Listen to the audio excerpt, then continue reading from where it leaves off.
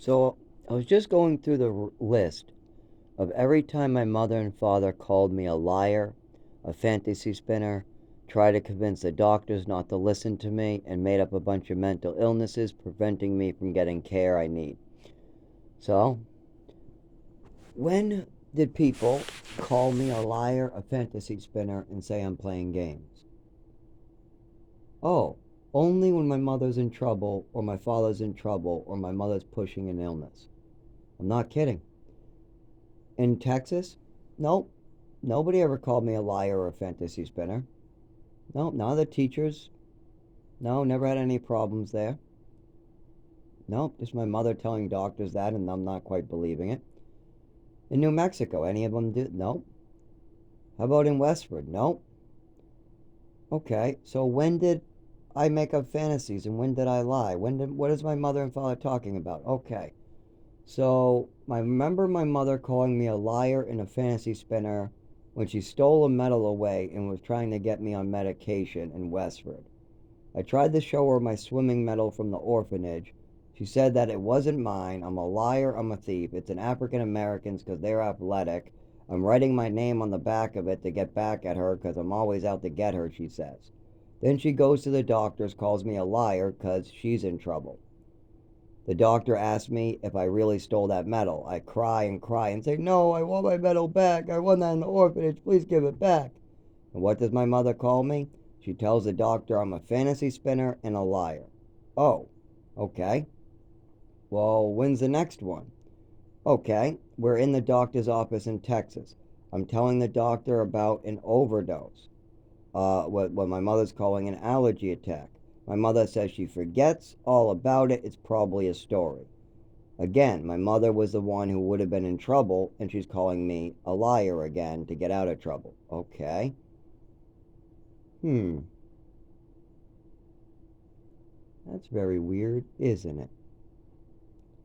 So let's go to Chelmsford because I don't remember much other lies from anybody calling me a liar because that was in programs. When I was in New Mexico, my mother only saw me 1 hour a month. So my mother could only call me a liar 1 hour a month. So none of the staff were calling me a liar. None of them told me to stop lying. None of the staff ever said I was a fantasy spinner. So we have none of that going on in New Mexico or Texas from the teachers, from anybody. Okay. How about in Chelmsford? When my mother threw a shoe at my head and I was trying to get people to, help my mother, get her some therapy, do something with my mother. And I'm talking about how she's throwing stuff at me. Was I throwing stuff at her? No. Well, then why is an adult throwing stuff?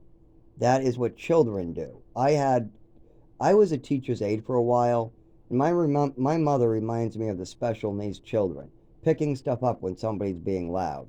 When Derek was loud, Michael used to pick stuff up and throw it at his head. That's my mother.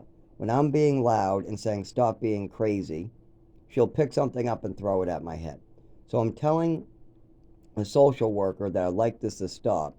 What does my mother do? She calls me a liar, a fantasy spinner. I'm a liar. I'm a fantasy spinner. Once again.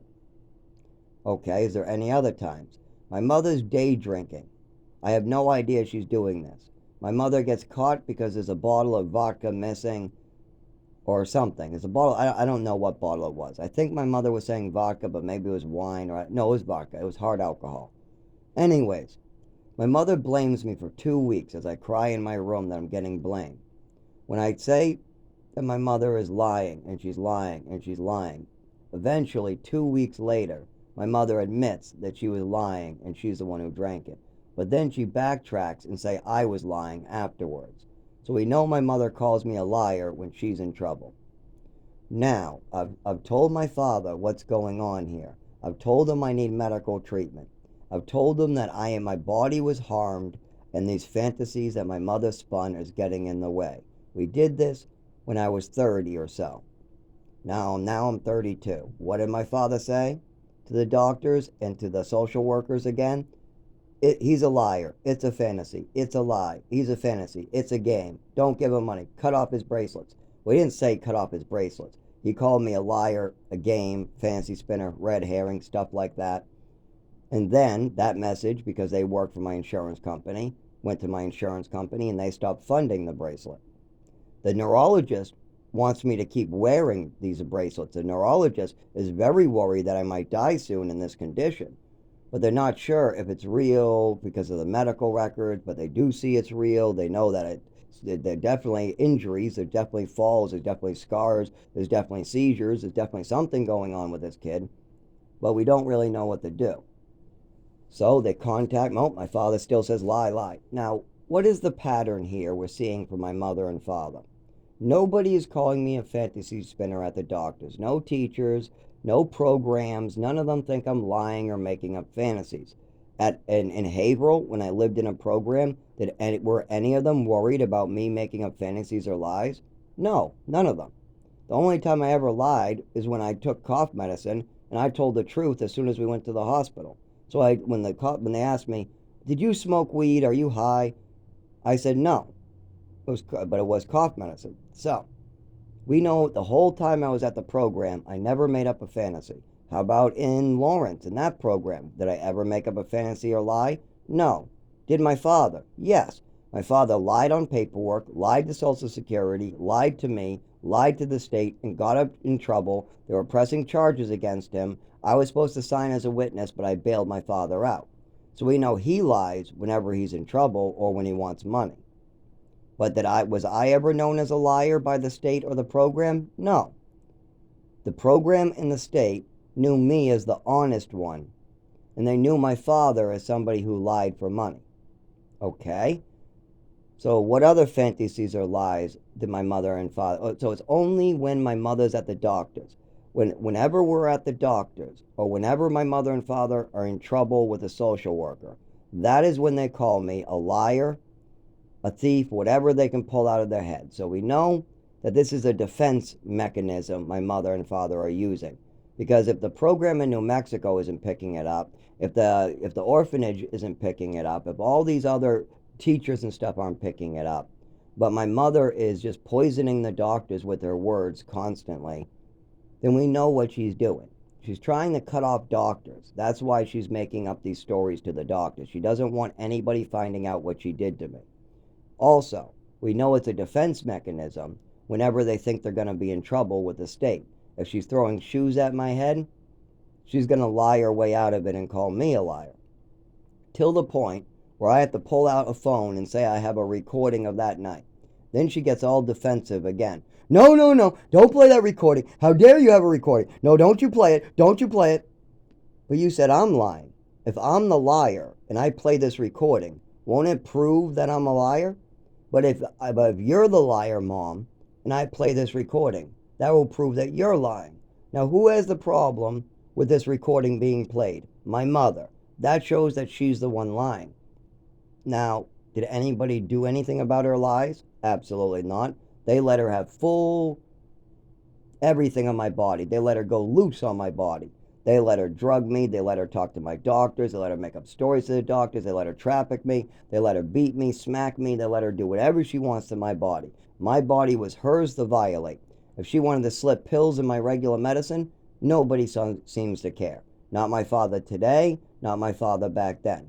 I could literally be sick on the ground in Maine, shaking on the ground, and they wouldn't even bring me to the doctor. And then my mother will start going, he's autistic. That's what that is.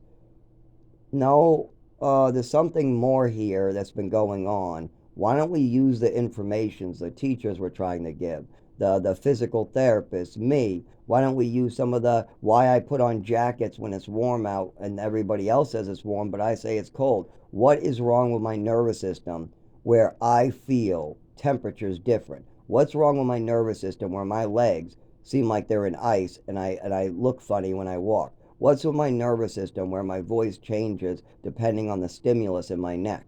What is the seizures caused by? Why has this been going on for 25 years? Well, we have all these answers now. I have all the answers to give to the doctor. We even know what medicine makes me better. But instead, I'm going to be living in the woods in 2 days, cut off all my doctors. They're even going to take away my epilepsy medication. Why? Because once again, I have $0 for the rest of my life, and it's not like I can live outside my doctor's office. It's not like I'm going to have bus tickets. It's not like I can walk around freezing cold, come out of the woods and go to the doctor's. It's impossible. So I'm going to be cut off of everything: my home, my job, Social Security, my doctors, everything, even shelters.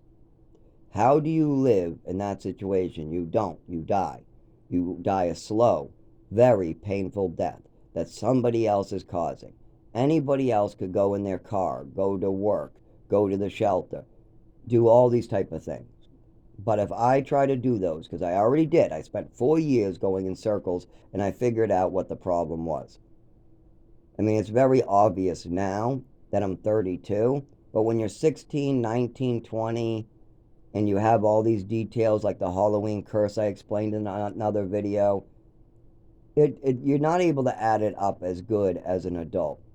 But now as an adult, it's very clear that my mother had Munchausen syndrome, and all I need to do is clear out all these fake records, clear out the fraudulent Social Security case, get the doctors the real information about me, and then get epilepsy medication and go back to work. But I'm going to need to stay indoors the whole time I'm doing this. If I try to live outdoors during any time where it gets below 60, I will not be able to function. I will have seizures. My legs will stop working. I'll get stuck wherever I am. And don't forget, I'm an illegal person. I'm not even allowed to be human. If I try to live on a bench, I'll be arrested. If I try to live in the shelter, they'll throw me out and have me arrested for trespassing. If I try to go to work, they'll tell me I need paperwork or I'm violating, their whatever codes. If I try to go to Social Security, they'll tell me it doesn't match the case that my father opened up and that we have two cases, so I'm denied. We need to clear up the first case before the second case will be approved. If I try to go to the doctors will say they need more medical history or they'll need more seizures visible or they'll need more reports from other people. But the problem is I'm living in the woods. You think some homeless bum in Tent City is going to go into the doctor saying they saw a seizure? No. The shelters don't keep me. When they see me fall or whatever, what is it, a game? Well, that's what the hospital said when they released him. They said they don't know what's going on. They said they don't know. But then they did a brain scan and they found that's called seizures, but also a neurological disorder is what I have every day. The neurological disorder that causes muscle cramping, spasms, lack of movement in the legs and arms, when that gets real bad in the back, and it feels like a taser going to max, it causes a seizure. Now, what are the triggers? Cold below 60, flashing lights, touch, certain noises, stuff like that. Well, where is all that stuff present? When a police officer pulls up, you got the flashing lights on the car. You got the sirens. You got the cold outdoors because they were pulling you out of your car. You got them touching you to put your hands behind your back just to check your pockets in your car. So you have all those. So I need epilepsy if I'm going to be working in society, because if I'm going to be a homeless bum with a disability that isn't being treated, with no documentation, you better believe that the police will run into me on a regular basis. I'll have nothing wrong with me, no drugs on me, I'm not doing anything wrong, I'm just leaving the shelter or I'm just, walking down the sidewalk.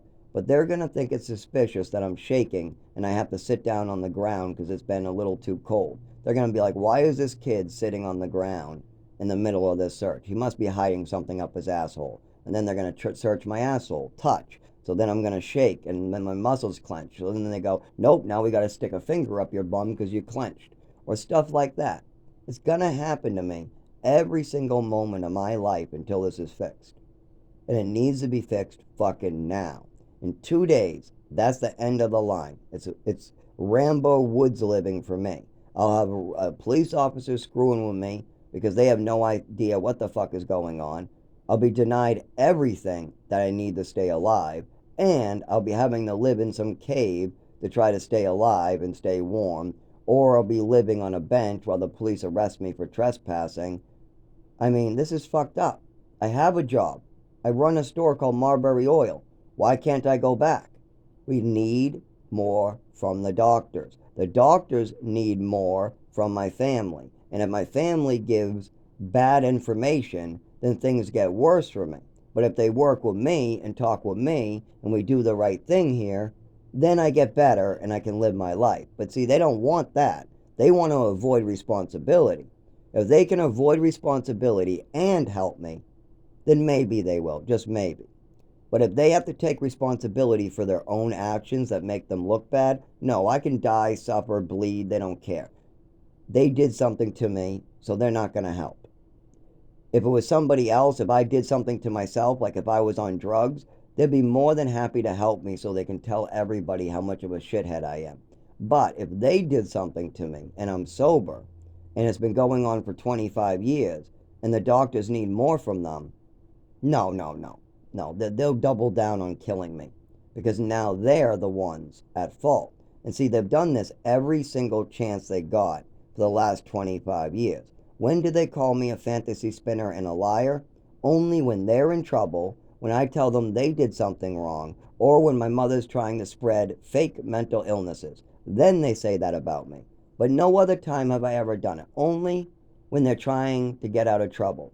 When my father and mother are avoiding responsibility, or they're trying to make sure doctors do not continue helping me, or the state does not approve of my Social Security, at that point they'll tell Beth from the state, who works in my Social Security and my insurance, that I'm a fantasy spinner, it's all a lie, you're wasting your taxpayer dollars, it's a red herring, cutting off my emergency bracelet, causing my insurance not to want to cover stuff.